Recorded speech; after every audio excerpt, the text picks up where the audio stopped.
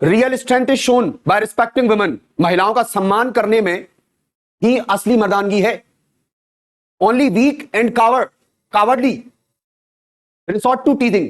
केवल कायर और कमजोर नामर्द पुरुष ही सहारा लेते हैं महिलाओं को परेशान करने का। A real hero makes women feel safe in his presence.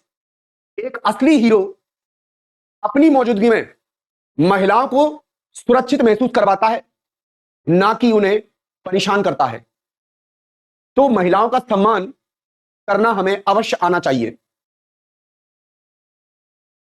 ये जो चैप्टर मैं आपको पढ़ाने जा रहा हूं, इस चैप्टर में एक महिला जो ओन हस्बैंड के द्वारा डोमिनेटेड है, उसका खुद का पति उसके ऊपर डोमिनेंस रखता है। हम वैसे मेल डोमिनेंस सोसाइटी में रहते हैं, जहां पर महिलाओं को रिस्पेक्ट कम दी जाती है। लेकिन महिलाओं को रिस्पेक्ट कम देकर हम ब्रेव नहीं हो गए, हम बहुत वैलेरिक नहीं हो गए, बल्कि हम कायर हो गए। हम अपनी वीकनेस को हाइड कर रहे हैं, महिलाओं के ऊपर इसी प्रकार का जुर्म करें। इस चैप्टर में जो कि आंट जेनिफर टाइगर्स है और एड्रिन रिच के द्वारा लिखा गया है, इसमें आपको एक फीमेल किस प्रकार सताई जाती है, जो एड्रिन रिच ने लिखा है। एड्रिन रिच ने कुछ ऐसा अवश्य फील किया होगा हमारी सोसाइटी में कि वो मजबूर हो गई इस बात को लिखने के लिए कि महिलाओं के साथ मेल जेंडर अत्याचार करता है, और उसी डोमिनेंस को यहां पर दिखाया गया है। चलिए देखते हैं। Aunt Jennifer's tigers by Adrienne Rich. किसने लिखा है? एड्रीन रिच ने लिखा है। Aunt Jennifer's tigers by Adrienne Rich. ध्यान रखना, पहले मैं आपको पोइट के बारे में पढ़ाता हूं। अबाउट द पोइट एड्रीन रिच, 1929 में इनका जन्म हुआ था। वॉज बोर्न इन बाल्टीमोर में इनका जन्म हुआ था, और मैरीलैंड में, यूएसए में। She is widely known for her involvement in his contemporary women's movement. ये उस समकालीन, अपने समकालीन, कॉन्टेम्परेरी मतलब इनके टाइम के जो वुमेन्स मूवमेंट चल रहे थे उनमें शामिल हुई। Both a poet and a theorist. ये एक पोइट भी थी और एक थ्योरिस्ट भी थी। Rich has published 19 volumes of poetry. इन्होंने पोइट्री के कितने वॉल्यूम पब्लिश किए? 19। 3 कलेक्शन ऑफ एसेस, 3 कलेक्शन इनके ऐसे के थे। एंड अदर राइटिंग्स, और भी कई राइटिंग थी। A strong resistance to racism. Racism के प्रति, जो रेसिज्म होता है उसके प्रति इन्होंने रेजिस्टेंस मतलब विरोध किया था। मटेरियलिज्म के प्रति। And evident through out her work, और उनके वर्क में विद्रोह दिखाई देता है इसके प्रति, नस्लवाद और सैन्यवाद के प्रति, रेसिज्म के प्रति। वर्णभेद, जेंडर के प्रति भेदभाव करना, ये सारी चीजें उन्होंने अपने उसमें बताई हैं।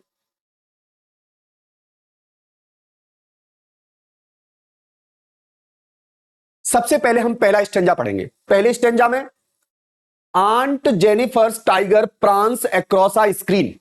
आंटी जेनिफर जो हैं उनके टाइगर प्रांसिंग करते हैं। प्रांसिंग का मतलब होता है जंपिंग। आ स्क्रीन, एक स्क्रीन पर, मतलब स्क्रीन पर क्या, एक पैनल है, कर्टन है। जो कर्टन है मतलब ड्रैप पर्दे हैं, उन पर्दों पर आंट जेनिफर ने अपनी सलाइयों से क्या उकेर दिए हैं? टाइगर्स बना दिए हैं। तो वो टाइगर्स क्या कर रहे हैं? जब पर्दे मूवमेंट कर रहे हैं, पर्दे हिल रहे हैं, तो ऐसी स्थिति में हवा से जब पर्दे उड़ रहे हैं तो उन पर जो टाइगर बने हुए हैं वो भी प्रांसिंग कर रहे हैं, मतलब वो भी जंपिंग कर रहे हैं, वो भी उछलते कूदते हुए नजर आ रहे हैं। Bright topaz denizens of a world of green. ये जो ब्राइट टोपाज है, टोपाज तो पुखराज होता है, आपको पता है, ये जो ब्राइट टोपाज है, ये ब्राइट टोपाज क्यों बोला गया टाइगर्स को? टोपाज से क्यों उनको कंपेयर किया गया है? क्योंकि टोपाज का जैसा कलर होता है, पुखराज का जैसा कलर होता है, वैसे ही कलर किसका होता है? टाइगर्स का होता है। तो बिल्कुल एकदम से फायर जैसा। Bright topaz denizens of a world of green. और ये कहां के रहने वाले हैं? डेनिजन्स का मतलब होता है किसी जगह के निवासी। कहां के निवासी हैं? वर्ल्ड ऑफ ग्रीन मतलब फॉरेस्ट, जंगल के निवासी हैं, हरे भरे जंगलों के निवासी हैं। दे do not fear the man. और ये जो टाइगर हैं वो उस आदमी से नहीं डरते। कौन से आदमी से नहीं डरते? Beneath the tree. बीनीथ का मतलब अंडर द ट्री, जो पेड़ के नीचे आदमी खड़ा हुआ है उससे ये टाइगर नहीं डरते। They pace in sleek chivalric certainty. और वो तेजी से, सेवालरिक सर्टेनिटी से, एक निश्चित उससे दौड़ते रहते हैं। इन्हें किसी चीज का भय नहीं है। अर्थात जो आंट जेनिफर टाइगर्स जो पोएम है उसके फर्स्ट स्टैंजा में जो एड्रीन रिच हैं वो क्या बता रही हैं? तो देखिए क्या बता रही हैं। In this stanza the poet describe the tigers Aunt Jennifer's embroidered on a screen. Aunt Jennifer ने जो टाइगर्स एम्ब्रॉयडर्ड कर दिए हैं, उकेर दिए हैं एक पैनल पर, एक पर्दे पर, उनको एक्सप्लेन कर रही है कौन? आंट जेनिफर टाइगर को एक्सप्लेन कर रही है कौन? एड्रीन rich. These tigers are lively and full of energy। ये जो टाइगर्स हैं वो क्या हैं? जीवंत नजर आते हैं और फुल ऑफ एनर्जी का, एनर्जी दिखाते हैं। प्रांसिंग, प्रांसिंग का मीनिंग क्या है? Moving in an energetic way. Jumping कर रहे हैं, उछल कूद कर रहे हैं एनर्जेटिक वे से। इन देयर ग्रीन वर्ल्ड, अपने जंगलों में, अपने जहां पर इनका वर्चस्व चलता है, जहां के निवासी हैं। Which symbolise the nature possibly of forest. जो फॉरेस्ट, फॉरेस्ट के नेचर को मतलब denizen of a world of green, मतलब जैसा कि इनका नेचर है, कहां रहते हैं? फॉरेस्ट में रहते हैं। The tigers are compare to topaz. Tigers को किससे कंपेयर किया गया है? तो टोपाज से कंपेयर किया गया। किससे? टोपाज से। क्यों? ब्राइट येलो, क्योंकि टोपाज भी कैसा होता है? ब्राइट येलो होता है, और टाइगर भी ब्राइट येलो होते हैं। जेमस्टोन होता है टोपाज, आपने देखा होगा, हाईलाइटिंग देयर वाइब्रेंट कलर। और टोपाज का कलर कैसा होता है? जेमस्टोन का जो कलर होता है ना, वाइब्रेंट हाईलाइटिंग कलर होता है ना, वाइब्रेंट होता है टोपाज का कलर भी। वैसे ही टाइगर का कलर होता है। वाइब्रेंट मतलब होता है चमकीला, एकदम से भड़कीला colour. The tigers are denizens. यहां टाइगर्स को क्या बताया गया? डेनिजन बताया गया। मीनिंग है इसका इनहैबिटेंट्स, मतलब वो निवासी है वहीं के, राज चलता है उनका वहां पर, of this green world. Unlike Aunt Jennifer these tigers are fearless. और आंटी जेनिफर ने जो टाइगर बनाए हैं वो कैसे हैं? वो फियरलेस हैं। टाइगर फियरलेस है? हाँ, टाइगर फियरलेस होते हैं, पर आंट जेनिफर यहां पर फियरलेस नहीं है। तो आंट जेनिफर ने अपने अंदर की फीलिंग्स बताई हैं कि मेरे द्वारा बनाए गए जो टाइगर्स हैं वो कैसे हैं? फियरलेस हैं, और मैं फियरफुल हूं। क्योंकि आंट जेनिफर मेल जेंडर, मतलब इसके ओन हस्बैंड के द्वारा ये डोमिनेटेड है, इस पर डोमिनेंस है इसके खुद के हस्बैंड का। They are not afraid of the man. यहां पर यह बताया गया है कि वो जो टाइगर है वो उस आदमी से नहीं डरते, मतलब मैन से नहीं डरते, मतलब उस मेल जेंडर से नहीं डरते। लिखा है दे do not fear of the man, मतलब वो मेल जेंडर से नहीं डरते। जबकि जो आंट जेनिफर जो हैं वो अपने हस्बैंड से डरती हैं। जैसा कि पहले समय में, पुराने समय में महिलाएं अक्सर डरकर रहती थी मेल जेंडर से। They do not afraid of the man beneath the tree, likely reference to male hunters. मतलब वो मेल हंटर्स से डरते नहीं है यहां पर, लेकिन जो मेल हंटर्स हैं, मतलब जो पुरुष हैं, उनसे महिलाएं जरूर डरती हैं। यहां मेल को एक तरीके से एज ए हंटर बताया गया है, तो शिकारी जैसा है।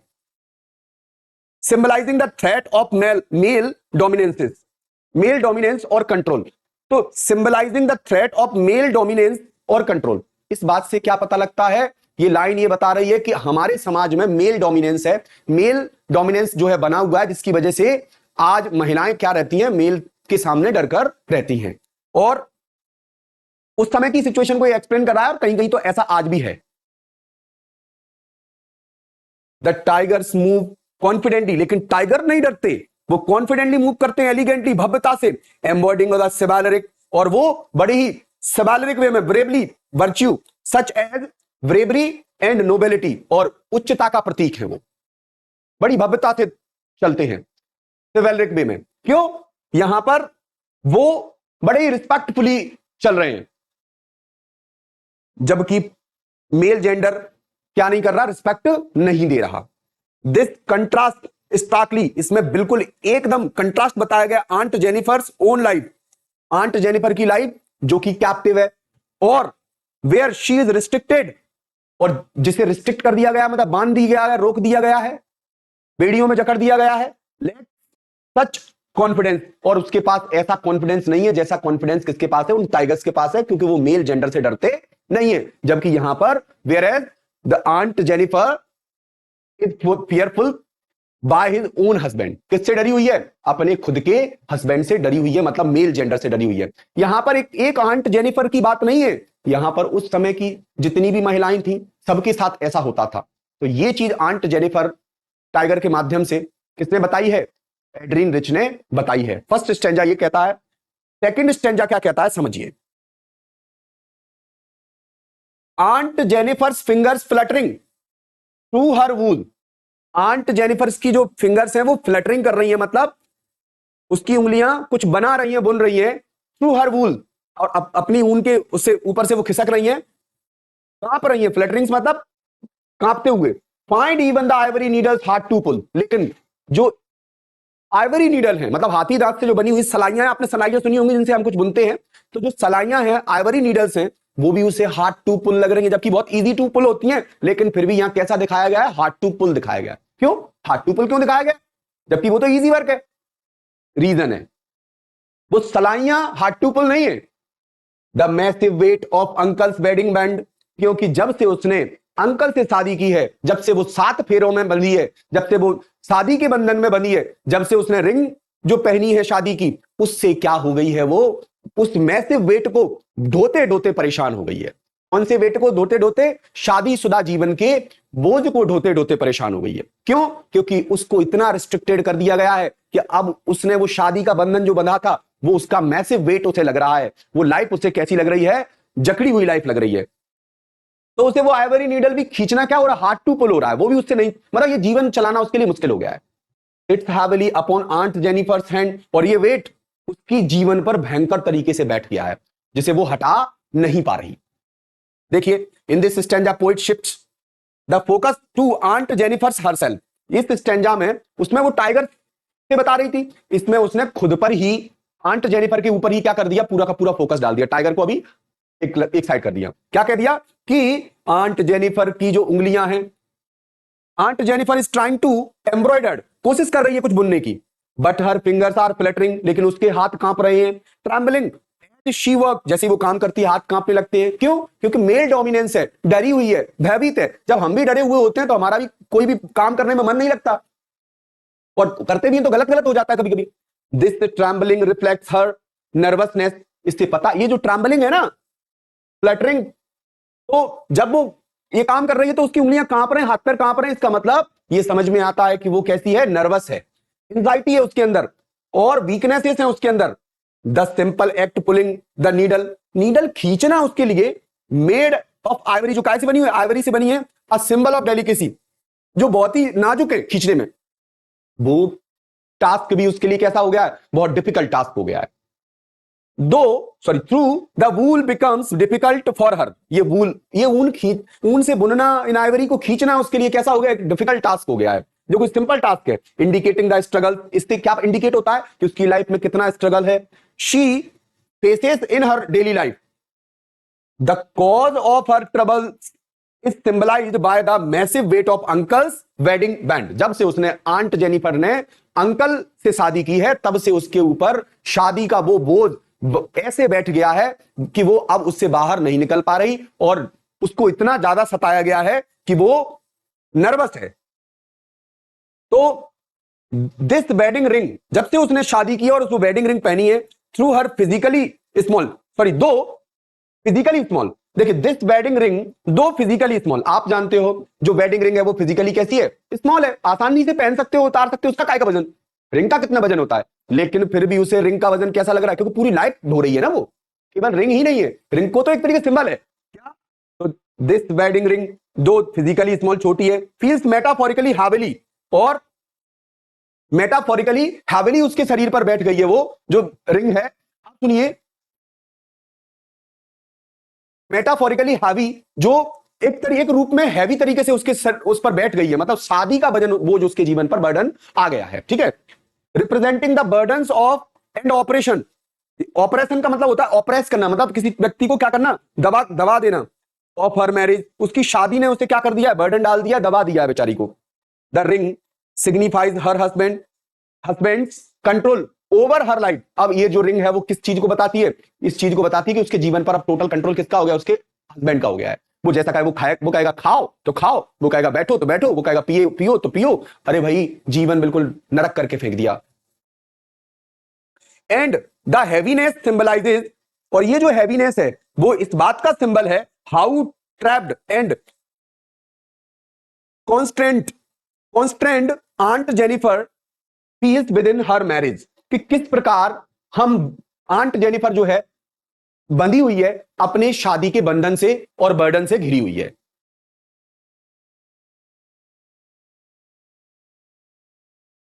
अगला और आखिरी stanza, when aunt is dead, पर एक दिन ये आंट क्या हो जाएगी, मर जाएगी। हर टेरिफाइड हैंड्स विल लाई, अब उसके जो हाथ हैं वो तो शांत पड़ जाएंगे, लेकिन उसका डर फिर भी बना रहेगा। Still ringed with ordeals he was mastered by, फिर भी उसका वो डर बना रहेगा जिसके ऊपर किसने मास्टरी की थी, उसके हस्बैंड ने। The tigers in the panel that she made, जो टाइगर्स उसने पैनल पर बनाए हैं वो कंटिन्यूअसली उछल कूद, लेकिन उसके टाइगर उछल कूद करते रहेंगे और उसका डर बना रहेगा।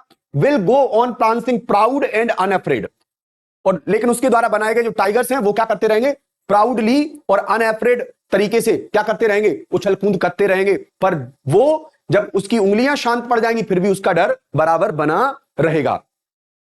तो ये लाइनें क्या बता रही हैं, in the final stanza the poet reflects on aunt Jennifer's fate, उसके भाग्य को दर्शाता है क्या, हर डेथ, मौत के बाद भी उसका जो भाग्य है। Even the death, even in death, मौत में भी aunt Jennifer's terrified hand symbolise her constant fear and subjugation will still carry the marks of her hardship. ये क्या, किस बात का प्रतीक है भाई, कि उसके जीवन में किस चीज के मार्क्स बने हुए हैं, किस चीज के चिन्ह बने हुए हैं, कि जीवन कितना कठोर है। The phrase still ringed with the ordeal refer, ये जो फ्रेज है ना still ringed with the ordeal, ये जो फ्रेज क्या है, क्या कह रहा है, reflect to the wedding ring, sorry refers to the wedding ring he will continue to wear, जो वेडिंग रिंग उसने पहनी है वो उसे पहने रखनी होगी। मतलब ये वेडिंग रिंग का मतलब जो बंधन उसे मिला है वो बंधन उसे कंटिन्यूअसली मिला रहेगा, बंधी रहेगी वो उस बंधन से, मतलब वो आजाद नहीं हो सकती। तो refers to the wedding ring, ये जो स्टिल रिंग्ड विद ऑर्डील्स मतलब refers to the wedding rings she will continue to wear, कि उसे ये बोझ ढोना ही पड़ेगा। Symbolising that even in death she remains mastered dominated by the struggles she endured in her life, और उसने पूरे जीवन में क्या झेला है, कष्ट ही झेला है, स्ट्रगल ही झेले हैं, तो वो बाद में भी डोमिनेट मतलब बने रहेंगे। स्पेशली हर ऑपरेसिव मैरिज, और ऑपरेसिव मैरिज मतलब उसको सताने वाली जो शादी थी। However, the tigers in the panel which she created through her embroidery, लेकिन यद्यपि उसके द्वारा बनाए गए जो टाइगर हैं वो कैसे हैं, एम्ब्रॉयडरी में जो उसने बनाए, will live on after her, उसके बाद भी जिंदा रहेंगे। वो तो मर जाएगी, उसकी उंगलियां तो शांत पड़ जाएंगी, लेकिन उसके द्वारा बनाए गए टाइगर क्या रहेंगे, जिंदा रहेंगे। कंटिन्यूइंग टू प्रांस, कूदते रहेंगे।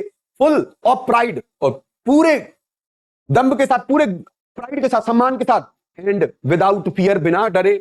The tigers represent her inner desire, tiger क्या बताते हैं, उसकी अंदर की इच्छा बताते हैं। मतलब टाइगर यहां पर किस चीज को रिप्रेजेंट कर रहा है, कि वो चाहती थी कि मैं भी ऐसे उछल कूद का मतलब मैं भी ऐसे फ्रीली घूमूं, मैं भी पंख लगा के उड़ूं।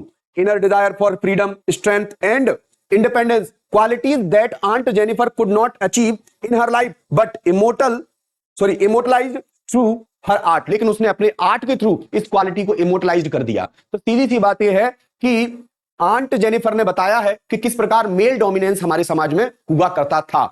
ओके, सो अब है उसके कुछ important words meaning. Difficult words meaning क्या है, प्रांस, प्रांस का मीनिंग क्या होता है, और प्रेंस भी पढ़ सकते हो आप। Prance move with high springy step, lively movement, उछलते हुए चलना, मतलब जंपिंग करना एक तरीके से। तो पास तो पता है, ये ब्राइट येलो जेमस्टोन होता है, symbolising the tigers golden colour, जो किसके लिए सिंबल है यहां पर, टाइगर के गोल्डन कलर के लिए। डेनिजन्स का मतलब इनहैबिटेंट्स और occupants of a particular place, किसी पर्टिकुलर प्लेस के निवासी होना। सिवालरिक का मतलब होता है referring to the qualities of knight, knights का मतलब होता है सूरवीर, बहादुरों की क्वालिटी एक्सप्लेन करता है chivalric. As a bravery, courtesy and honour. Fluttering का मीनिंग क्या होता है? Moving lightly and quickly, trembling और शेकिंग, कांपना, जैसा कि मैंने आपको चैप्टर बताया था।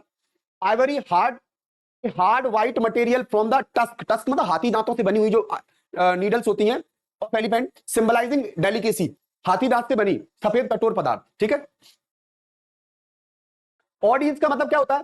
सीवियर और difficult trails, trials and experiences, कष्टदायक परीक्षाएं, ठीक है, ऐसे परीक्षाएं जो बहुत ही ऑडियंस मतलब परेशानी भरी हूं। Mastered, controlled and dominated by something और समवन, मास्टर्ड मतलब किसी के द्वारा कंट्रोल किए जाना, वश में किया हुआ है, नियंत्रण में। पैनल तो पता ही है, decorative surface, her referring to the embroidered scene of the tigers, कढ़ाई वाला कोई सजावटी चित्रपट जिस पर पर्दे पर बनाए थे उसमें। तो इसमें पोइटिक डिवाइस क्या है? तो सबसे पहला पोइटिक डिवाइस है एलिट्रेशन। एलिट्रेशन का मतलब क्या होता है? अनुप्रास अलंकार, मतलब एक ही लेटर बार बार रिपीट हुआ होगा। कौन सा लेटर रिपीट हुआ है? देखिए, repetition of the consonant sound at the beginning of the words, consonant sound. जैसे देखिए, पहले तो इसमें देखिए फिंगर फ्लटरिंग, एफ एफ आया है, मतलब कॉन्सोनेंट साउंड रिपीट हो रहा कि नहीं हो रहा? फिंगर फ्लटरिंग कौन सा हो गया इसमें? तो इसमें पोइटिक डिवाइस हो गई एलिट्रेशन। प्रांसिंग एंड प्राउड, ये भी कॉन्सोनेंट साउंड रिपीट हो रहा है, ये भी कौन सा हो गया? एलिट्रेशन। अगला मेटाफोर, मेटाफोर क्या होता है? रूपक, a figure of speech that directly compares to unlike things, जहां पर दो अनलाइक थिंग्स को डायरेक्टली कंपेयर किया जाए। तो the massive weight of uncle's wedding band, जो शादी की जो अंगूठी है, वेडिंग बैंड है, उसका मैसिव वेट बताया गया है। Metaphorically represent the burdens of marriage, इसमें massive weight of the wedding band मतलब अंगूठी किसको रिप्रेजेंट कर रही है? शादी के बोझ को। तो ये यहां पर कौन सा अलंकार हो गया? रूपक अलंकार हो गया, मतलब मेटाफोर पोइटिक डिवाइस हो गई। इमेजरी, इमेजरी मतलब जिसमें इमेज हमारे दिमाग में इंप्रिंट हो जाए। Vivid description that the appeal to the senses, मतलब हमारे दिमाग में एक इमेज छप जाए। जैसे देखिए, bright topaz denizen of the world of green, मतलब ये जो टाइगर्स हैं वो कैसे हैं? तोपाज जैसे दिखते हैं, चमकीले भड़काऊ कलर के हैं, और जो कहां के हरियाली भरे जंगलों के निवासी हैं। तो आप ये सीन आपके दिमाग में बन सकता है। अगला आता है पर्सोनिफिकेशन। पर्सोनिफिकेशन क्या होता है? जहां पर हम किसी ऑब्जेक्ट को किसके जैसा मान ले? ह्यूमनाइजेशन कर दें, उसका मानव जैसा मान ले। एट्रीब्यूटिंग मतलब कैसी विशेषता बताना? ह्यूमन क्वालिटीज बताना टू एनिमल और ऑब्जेक्ट, किसी ऑब्जेक्ट में और एनिमल में कैसी क्वालिटी बताएं? ह्यूमन क्वालिटी बताएं। तो वो कौन सा पोएटिक डिवाइस होता है? पर्सोनिफिकेशन होता है। The tigers are personified as a fearless and proud, कैसा बताया गया उनको? फियरलेस और प्राउड बताया गया है। Unlike aunt Jennifer's who is portrait as and as subdued and fearful. तो जबकि आंटी को कैसा बताया गया है? एक मूर्ति की तरह बताया गया है कि भाई वो डरी हुई है, मूर्ति जैसी है, फिर ज्यादा कुछ कर नहीं सकती। यहां पर एक तरीके से उसको स्टेबिलिटी बताई गई उसकी, भाई तू अब यहीं बैठ के रहेगी, मैंने कहा कह दिया तो बैठना है, बैठने है तो बैठेगी, नहीं तो जाना है तो जाएगी, मतलब कुल मिलाकर एक कठपुतली की तरह हम चलाएंगे तुझे। तो यहां पर उसमें जीवंत गुण नहीं है, जबकि टाइगर्स में कैसे गुण बताए गए हैं? ह्यूमन जैसे गुण बताए गए, फियरफुल है, फियरलेस है, प्राउड है, तो ये सारी चीजें बताई गई है। तो यहां पर इंसानों जैसे गुण किसमें आए हैं? टाइगर्स में बताए हैं। तो यहां पर पर्सोनिफिकेशन हो गया। अगला आता है सिंबोलिज्म, जहां पर सिंबल बताया गया हो, सिंबल के तौर पर लैंग्वेज लिखी गई हो। तो आपने पढ़ा होगा use of symbol to represent ideas और क्वालिटी, सिंबल लेकर किसी आइडिया और क्वालिटी को हम एक्सप्लेन करें। तो कहां पर किया गया था? The tiger symbolise the strength, यहां पर टाइगर ताकत का प्रतीक बताए गए हैं, फ्रीडम का एंड फियरलेसनेस का। While uncle's wedding band symbolise the oppression and burdens of aunt Jennifer's marriage, यहां पर सिंबल है कि टाइगर किसके प्रतीक हैं? आजादी के, फ्रीडम के, स्ट्रेंथ के। जबकि मैसिव और ये जो अंकस बैटिंग बैंड जो है वो कैसा है? किसी के बंधन का प्रतीक है, और आंटी के ऊपर बर्डन का प्रतीक है। राइमिंग स्कीम क्या है इसमें? तो राइमिंग स्कीम कैसे पता लगती है? हम स्टेंजा में समझेंगे राइमिंग स्कीम। इसमें बता रहा है ए बी बी, ये राइमिंग स्कीम है। तो स्टेंजा में पता लगेगा, मैं स्टेंजा में आपको बताता हूं राइमिंग स्कीम कैसे पता लगेगी हमें। ये रहा हमारा स्टेंजा। लास्ट में देखते हैं हम स्क्रीन और ग्रीन, तो ये एक जैसा प्रोनाउंसिएशन है, तो इसका मतलब ये हो गया ए ए, दोनों एक जैसे है ना, इसलिए दोनों को ए वर्ड दे देंगे हम। इसलिए ये स्कीम कैसी हो गई इसकी? ये देखिए,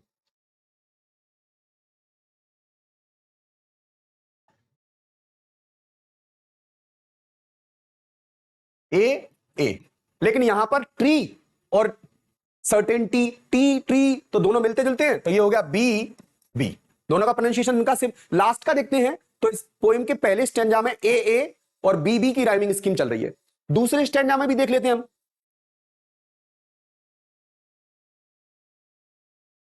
हाँ, इसमें क्या है, वूल पुल, तो पुल और वूल ये एक जैसी राइमिंग स्कीम आ रही है, तो ये हो गया ए और ए। वेडिंग बैंड, तो बैंड और हैंड, इसमें ये दोनों एक जैसे हैं, तो फिर से हो गया ए और बीबी। इसमें भी कौन सी राइमिंग स्कीम चल रही है, ए बीबी। हाँ, अब तो बीबी की राइमिंग स्कीम चल रही है वैसे तो, ए बीबी।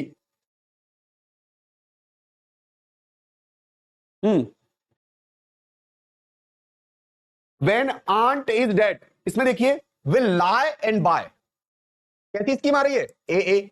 जबकि मेड एंड अफ्रेड अनअफ्रेड, तो ये कैसी आ रही है, बीबी, ए बीबी। तो इसीलिए राइमिंग स्कीम वो आपसे पूछे तो आप कैसे बताओगे, इसी तरीके से बता दोगे कि इसमें कैसी राइमिंग स्कीम है। तो इसमें राइमिंग स्कीम है ए बीबी। कंट्रास्ट क्या होता है, किसी चीज की विपरीतता, कंट्रास्ट बताना, अपोजिट बताना। There is a strong contrast between aunt Jennifer's oppressed life and the freedom of the tigers. Tigers और आंट जेनिफर की दोनों की लाइफ, एक की फ्री है और एक की कैप्टिव है, तो दोनों कंट्रास्ट हो गए ना।